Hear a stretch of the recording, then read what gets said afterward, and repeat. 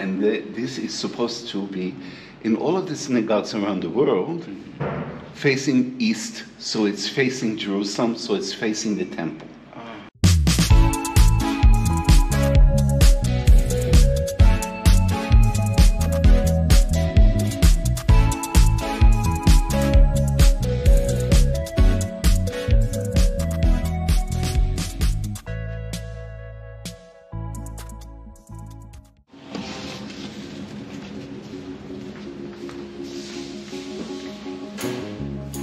Now, I explained to you that in the Orthodox synagogues, the women are seated separately, usually in a separate wing or in a balcony above.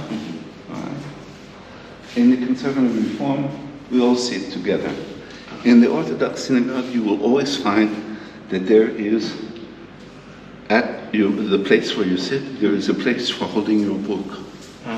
Because we are the people of the book. The Bible, the book, but also the prayer book. So this one has English as well, and explanations.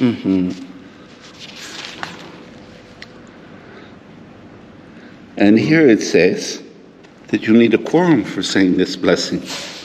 So this is where you need 10 men. Yeah. Why not 10 women? Because traditionally, up until the 1800s, women did not really have a role in the synagogue per se. Their role was mostly at home. Wow. And they could come to the synagogue because they may pray, right? They may hear Torah. But it was not their role in society to be on the same plane with the men. So when you come in the synagogue, like what is the first thing you do to conduct the service? Well, first, in the morning service, men will wear the talit. I'll show you talit here. The prayer shawl. Prayer shawl. This is also commanded to wear a garment that has 4 corners with fringes. So you see the fringes? Yes. Right. Now, in the biblical text, there is supposed to be one sky blue thread in it, because we are princes, that's the royalty in blue, right? But it's Son of God. But we are commanded to wear it. But since the temple was destroyed, they said, we forgot how to make this kind of glue, the one that was used in temple times, and so it's forbidden. So you use just like the music that was in the temple and the instruments that were used in the temple are today forbidden, because we respect what was history, and today it's different. And now, so this garment, this shawl. At the top it has something that's called the atara, which means a crown. It has a blessing written on it for wearing the fringes. And so when a man makes the blessing, he then covers himself this way and wears it like a cloak, like a shawl. And this is now the Conservative and Reform allow women to do this as well. The Orthodox think that it is not right that a woman should wear a man's clothing. So they don't wear it. But the talit, there are many different kinds. But what they all have in common are the 4 fringes. The fringe, all of them have the fringe. And what is the significance of the fringe? There's a significance that's related to the way it is knotted according to the number of commandments in the Torah. But that's a very technical thing. I don't think I can explain this to you. So the first thing? First thing, wear this. On a weekday, the other thing they wear is the tefillin. It is, I can show it to you, but I will not put it on. Yes. You do this. On holidays and on Shabbat, no. Holiday and Shabbat, this you're not even allowed to touch it. but I can show you Yes. if you like. I like to see the. So this is the second thing after you did the brush off. Yeah. But first, you are always in the kippah. Yes. Oh, it is not here.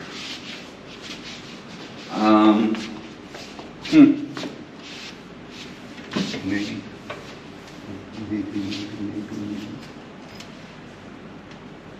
Yeah. Always, books are all over. Yeah, well, people of the book. Yes. It's a very interesting thing, you know. Yes. Many societies resented the Jews because they're literate. You know, They're lawyers. they have to know how to read, and if you don't know how to read, you're really at a very big disadvantage. Yes. And if you, let's say, different cultures meet each other, a literate culture meeting a non-literate culture, the non-literate culture is at a certain sort of disadvantage. Yes. But, okay, so we have the tefillin. This one Yes. goes on the arm, and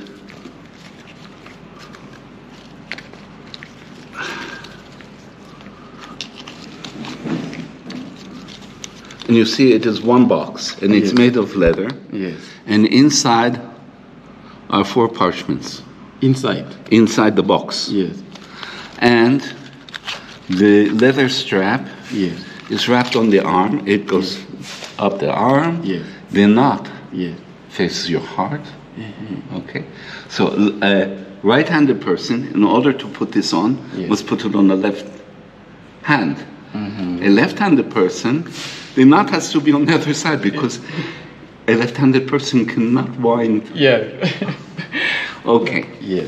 So also the way it is put on, so this slides up to here onto the muscle in your arm, and then 7, because 7 is Yes. wrapping, Yes. and then you wait and put on the one for the head, the tefillin shel rosh. Yes. This box, Yes. compare This has 2 strips. 4 sections, Yeah. and there is the same parchments in here Yes. are in here, but each one separately. Now, the reason behind this is when you use your arm, when you use your body, Yes. you do one thing. Yes. When you use your mind, You can reason. you can think of several different things all at the same time. Yes. So, this is accepting it all at once. Yeah. This is, You can multitask. okay, you understand. Yes. Okay. This is why it has 4 sections. Yeah, for the 4 parchments. The knot in the back here goes where Yeah. the skull attaches to the spine. And there are traditions about this. After you put this on, in this manner, you know, you lift up the kippah and you put it on, and the box must sit at the hairline. Of course, when you are bald, it's where the hairline used to be. Yes. Otherwise, it'd be very small. Then you go back to the hand, and after wrapping 6 here, Yes. a half here, so that's 7. Yes. You make with the strap a sort of wedding ceremony on this finger Yes. and the letter Shin. The Shin and Dalet. Yes. And so it gives the name of God, Shin, Dalet, Yud, Shaddai. This is the name, appears in Genesis, that Abraham knew at Alonei Mamre, God as El Shaddai. El Shaddai. The God of Shaddai. And the mezuzah outside has Shin on it for Shaddai. Meshusha, this is the one you touch before you enter. Right. Yeah. And when you touch, what do you say, by the way? You don't say anything, you kiss it to show respect. And every Jewish house you enter, you must touch, you kiss, and...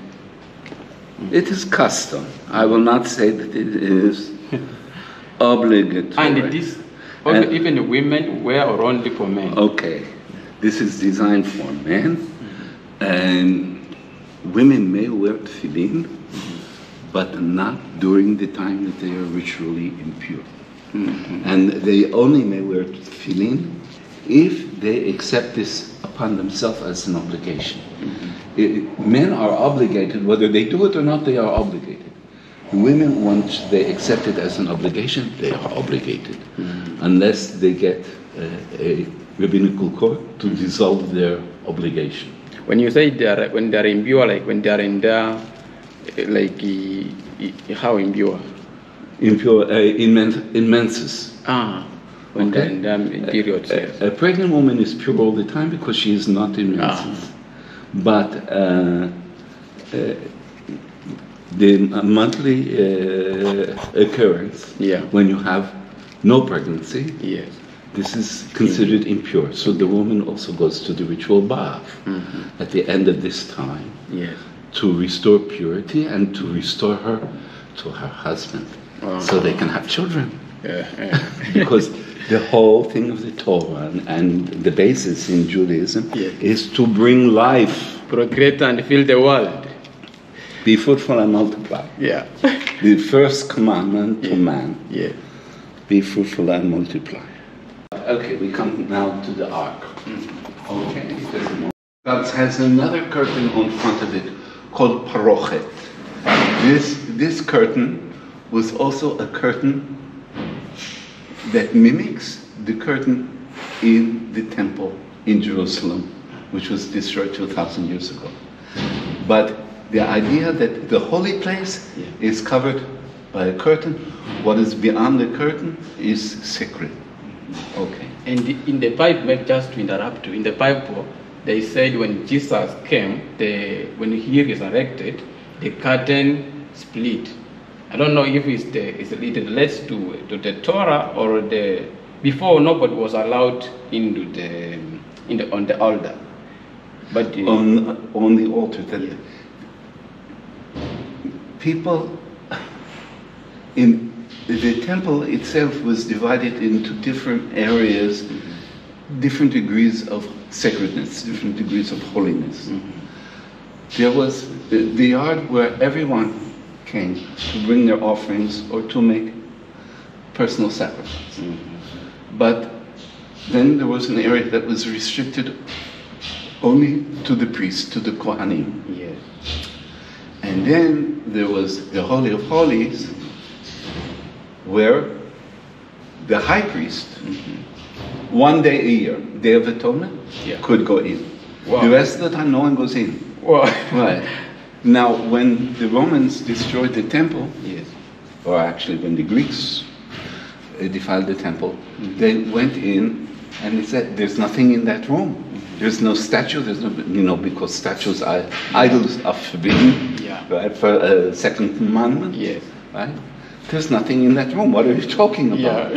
No, we have a God that is invisible. You cannot touch him. You cannot feel him. You cannot see him. You cannot." This idea is a very revolutionary idea, right? Because we all of the time are the slaves of our senses. So, okay. So the Torah, the ark or Echal, contains the scrolls. Now, when we open the first doors of the ark, so that the reader is facing where the scrolls are. And this is supposed to be, in all of the synagogues around the world, facing east, so it's facing Jerusalem, so it's facing the temple. Inside Jerusalem, the synagogues all face to the Temple Mountain. In other words, they're all different. Their orientation is all different according to the geography. Where is this Temple Mountain? The rest of the world, everything is look to the east. Where is the Temple Mountain in Jerusalem? We located. You know where the old walls are? The Yes, Ottoman walls? Yes, yes. Inside there, actually, you know Mosque of Omar? No. The one with the golden top? Yeah. That is sitting on the Temple Mount. Yeah, the Tomb of the Rock. On the Dome of the Rock. Uh-huh. Yeah. Why the rock? This is the rock that Isaac was supposed to die on, you know, but not. Yeah. Okay. Okay.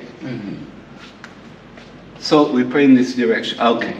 Now you see here we are facing north. Yes. We have accepted this is a conservative synagogue or reformed synagogue. We accept the idea that we should be facing the Temple Mount, or we should be facing the general orientation of Jerusalem. Now someone who lives in Jordan still will face east in order to pray to Jerusalem. We face east? Because the law, the Jewish custom is to face east. But that will not be Jerusalem. Just like in Islam, it's to face Mecca. Yeah. Well, you see that opening there where the water Yes. Yes. That this building was designed so that that could also be mihrab, the Islamic carved out space that is in their mosque, so they know which direction is Mecca. I see. So everything here has a significance. It has a significance. Okay, inside,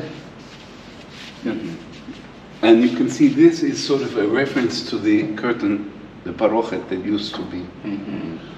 Inside we have the Torah scrolls. Wow. Now, the one in the corner there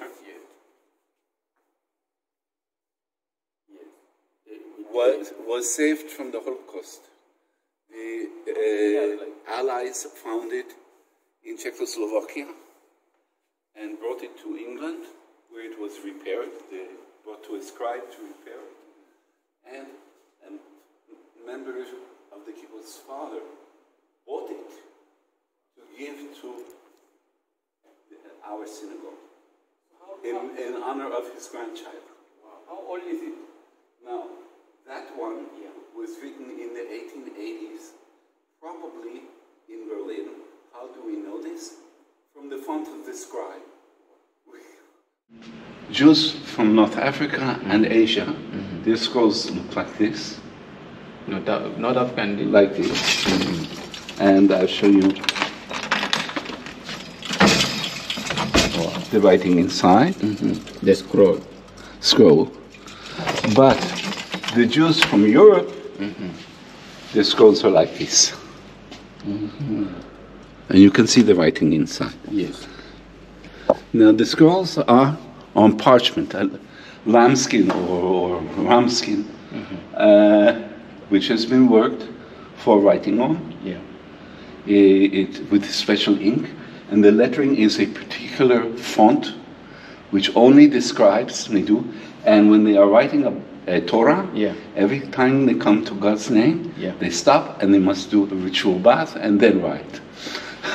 So it takes a long time to write it. You don't in this book. When you need a scroll, they don't print. No, the scrolls are not printed; they are handwritten. Wow.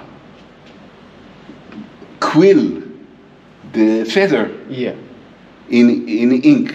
Yeah. Not a pen, not a marker, not a printing press, but by hand. And this is why, let's say, people talk about the Dead Sea Scrolls, right? That are 2,000 years old. They show that people were writing this way. They were literate, they knew how to write, and they were writing the same stories in the Bible. Wow. 2,000 years. More than 2,000 years.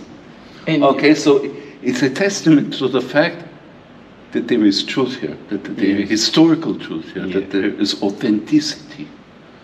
Now, the thing about the parchment, parchment is the skin, and our skin contains lanolin. Yes. So if we touch the oils, will degrade the parchment. Yeah. So we use a pointer Yeah. usually of a precious metal, but not always, so that we follow letter by letter. When you write. And you say it doesn't have punctuation. If you start reading, you don't stop.